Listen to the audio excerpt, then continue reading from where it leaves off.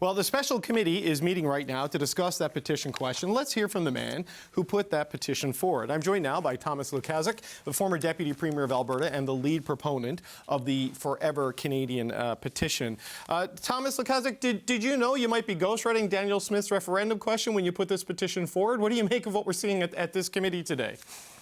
Well, you look, I just stepped out of the committee. The committee just broke and they passed the Premier's wish. So the Premier right now will be the third Premier in the history of Canada that put breaking our country apart to a referendum in her province, obviously following the two Premiers in Quebec. The committee also voted against consulting with Alberta's First Nations on the issue of separatism. So the Premier has been determined to have a question on separatism because that's what nearly half of her caucus and cabinet and her party membership demand of her. So by hook or by crook, she will just grab any question to be able to put it on the referendum. Right, but you put in this petition in an attempt to sort of block a binding referendum question, because the way yours is phrased, as I understand it under the Alberta law, this wouldn't be considered a constitutional question and therefore would not be necessarily binding on the government. So if Danielle Smith, in the wake of the court decision, announces tonight a referendum modeled on your petition, that then becomes a symbolic referendum on what to do in terms of, that's not going to satisfy the separatists, it seems to me. Well, it's not going to satisfy anybody. My petition, which asks, do you agree that Alberta should remain in Canada, was filed under the policy provision, so it didn't have to meet any requirements of the Clarity Act or constitutionality or consultation with the First Nations. If she tables that question, what she's really doing is doing an end run around two Court of King's Bench decisions that demand of her to have a consultation with First Nations. And also, as you correctly point out, it will not be binding a referendum, so that means that separatists will not be satisfied with that either.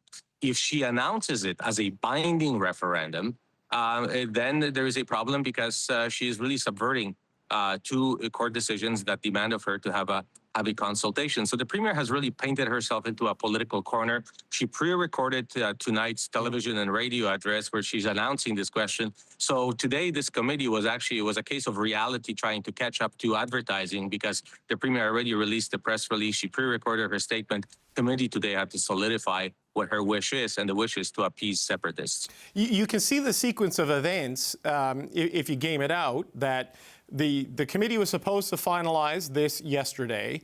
She shuffles her cabinet this morning to say this is the team that I will have to face the referendum campaign, and announce tonight in the address whatever the question will be, and presumably announce that she would lead the fight to stay in Canada or spearhead part of the fight to stay in Canada with the new team that she has put in place. I mean, is that what you expect to hear from Danielle Smith this evening? By all means, and the cabinet shuffle is more story than that. The two members who have voluntarily removed themselves from cabinet are two members who are not separatists, and we're not going to support this initiative of our Premier being the third Premier in Canada, furthering a separatism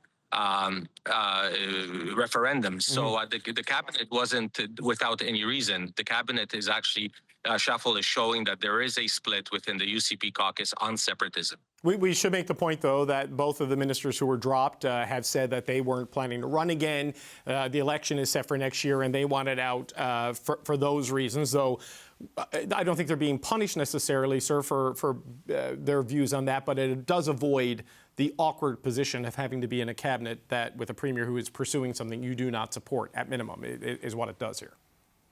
Well, as of tonight's announcement, there will be no deniability that the Premier is supporting separatism, at least by way of providing a vessel for separatists to fight their fight.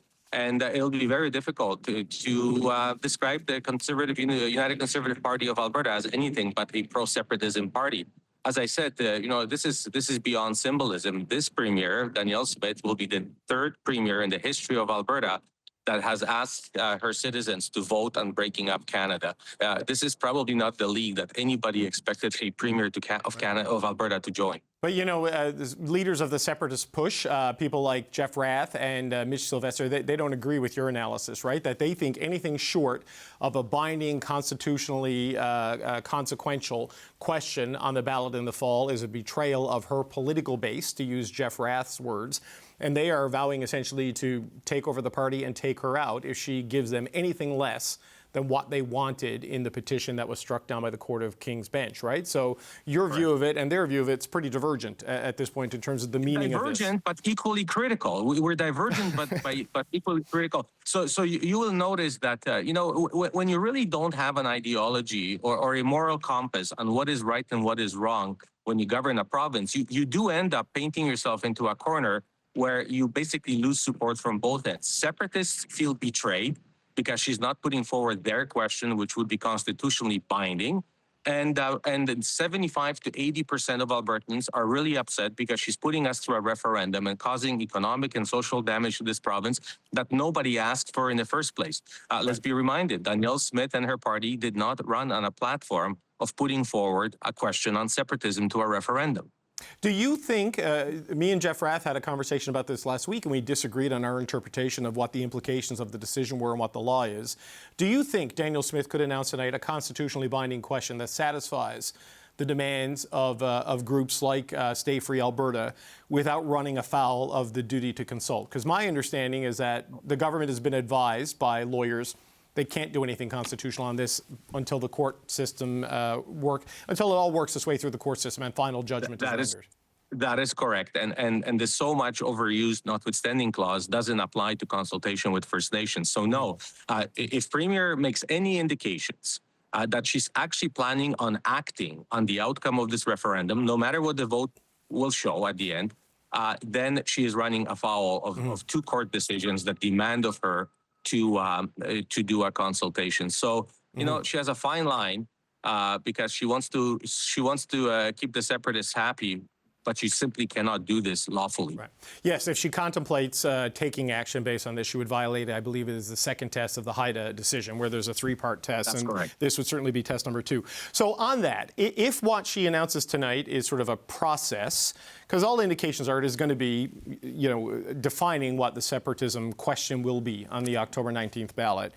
If it is a process based more along the wording of what you have submitted in your petition, and it is not binding, and it doesn't meet that constitutional threshold, do you worry that the side of this argument that you represent will not be as motivated to participate in this if it is seen as having no true legal consequences? Because if that depresses the pro-Canada turnout, then that could lead to a higher share for the anti-Canada turnout, and that creates a new set of political facts on the ground in Alberta.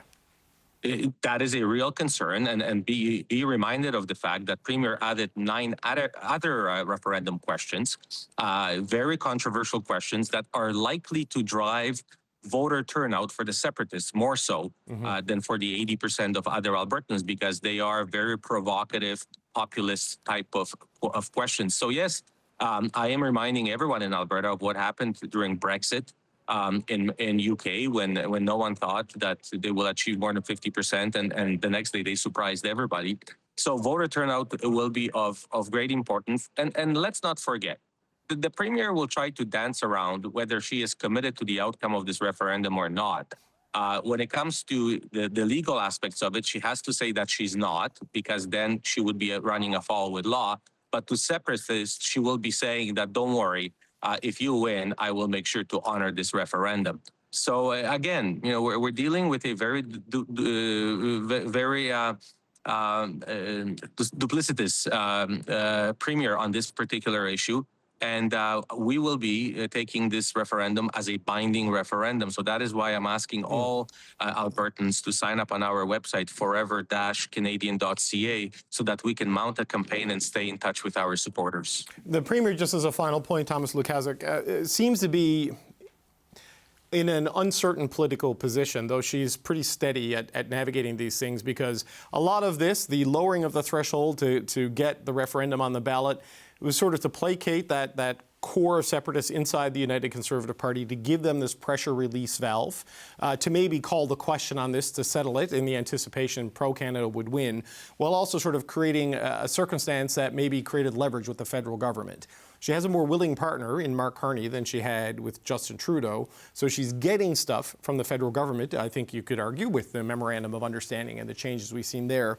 But now this domestic cohort seems unsettled and angry about where this has ended up, despite her trying to give them the conditions to achieve their goal. I mean, how real is this threat to the Premier coming from Jeff Rath and Mitch Sylvester and the people on that side of this argument? It is very real, because they do have the capacity of selling a lot of memberships and actually taking over that political party. So the threat is real. And that is why I think it will be motivating forever Canadian, true Canadian voters in this particular referendum. We know that Jeff Rath and separatists are in general dissatisfied with the Premier posing a non-binding question. So they are now selling UCP memberships. And some accounts show that separatists already have more than 50% of the party membership. So they can simply call for an emergency annual general meeting and remove the Premier from her position. So Premier is fighting for her political life. This no longer is about the future of Alberta or Canada. It is about sustaining her leadership of the party and remaining in the Premier's seat.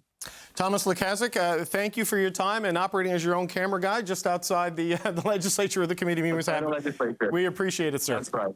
Thank you so much. Bye-bye.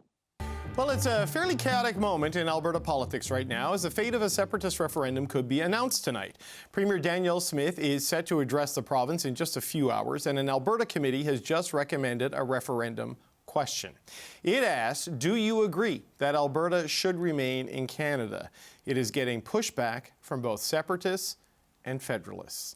To talk about this, I'm joined now by CBC Alberta host Kathleen and Rob Breakenridge, who is a columnist with the Calgary Herald. It's good to see you both. I appreciate you taking the time. Hey, David. Hey, David.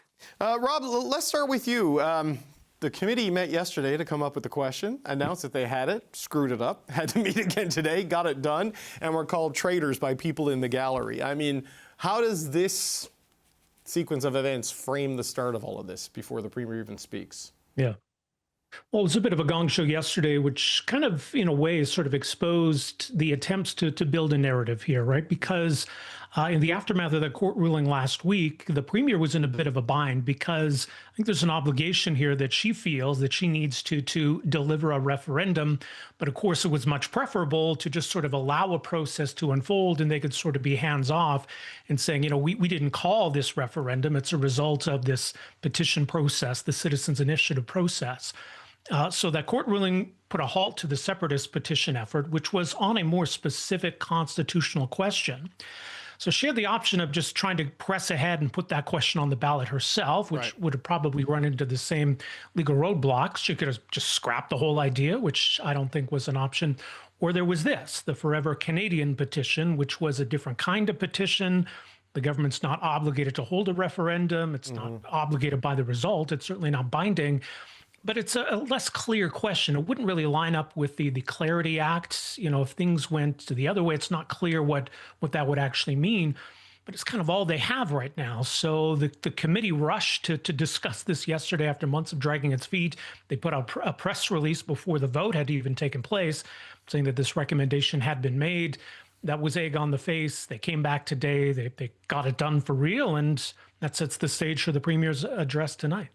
But Kathleen, it is a remarkable thing that a Canadian Premier will announce that her government is putting a question about the future of the country on the ballot and will then campaign to keep the country together. Like, we've never seen that, right? It's always a party that ran to break up the country, advocating for it and campaigning to leave.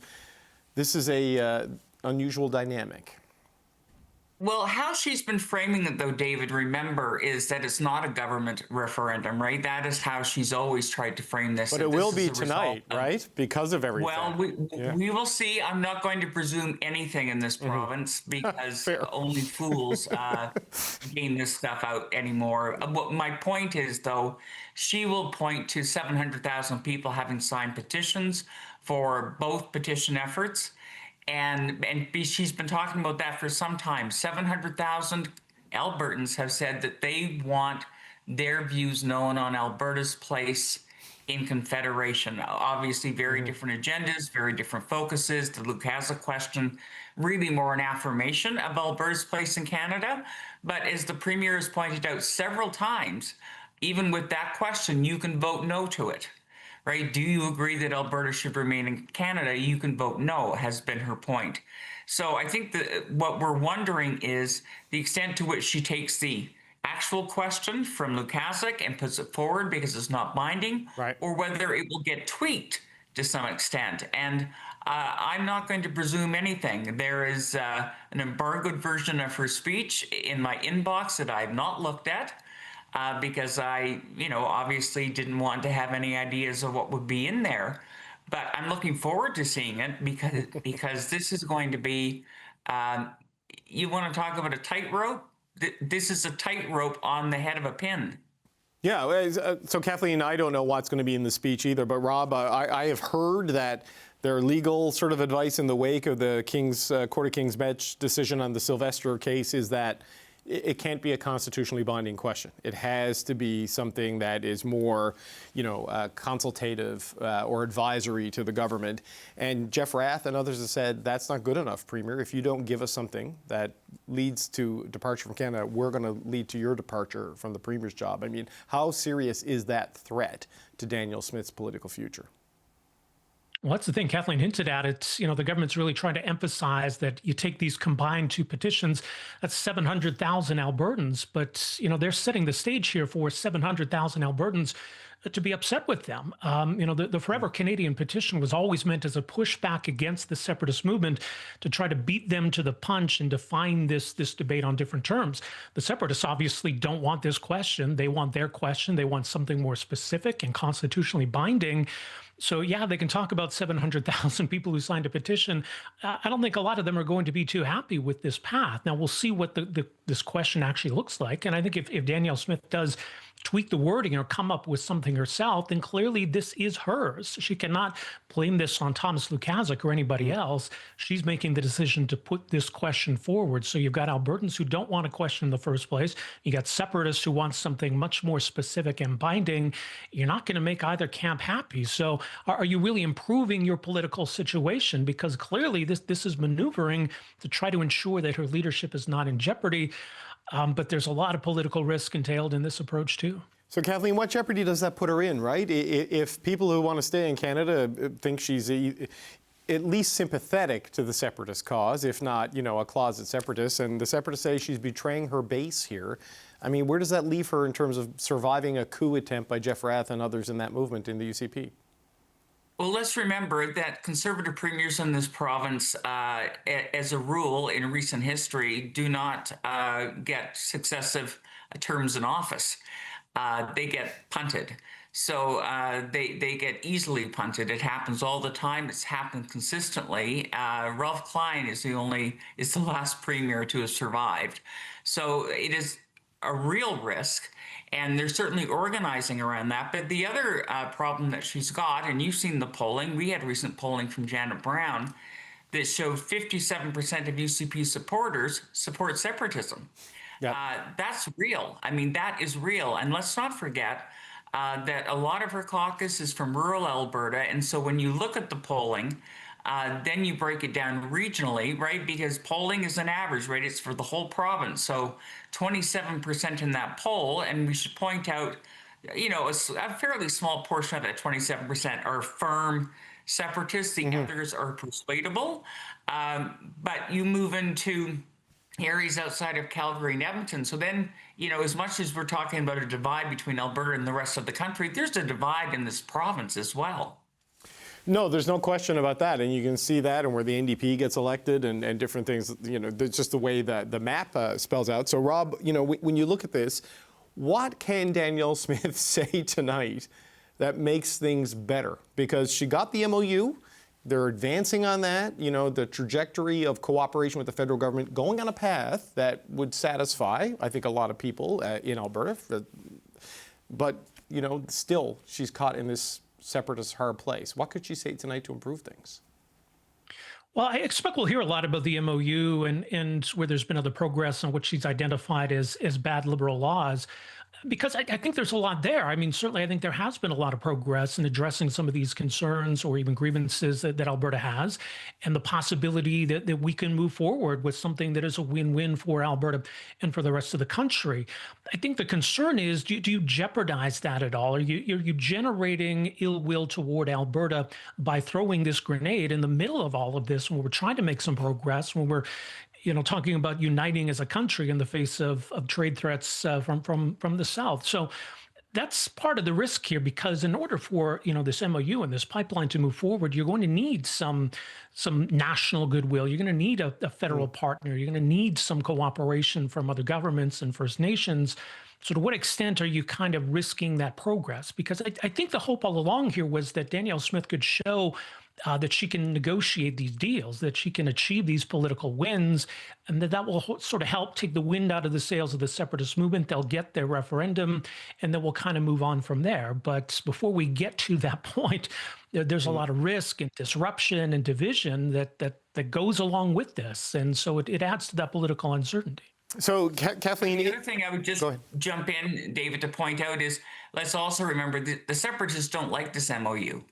Right? They don't think it's worth the paper it's written on. This does not satisfy what they're looking for. And so for those who are hardcore separatists, this is not the solution. This may be Danielle Smith's Exhibit A for I am a federalist and I believe in Alberta remaining in Canada. But for the separatists, it doesn't do any of that, which is why I found Pierre Poilievre's declaration that he's going to campaign against any separation question interesting, because he too doesn't like this MOU.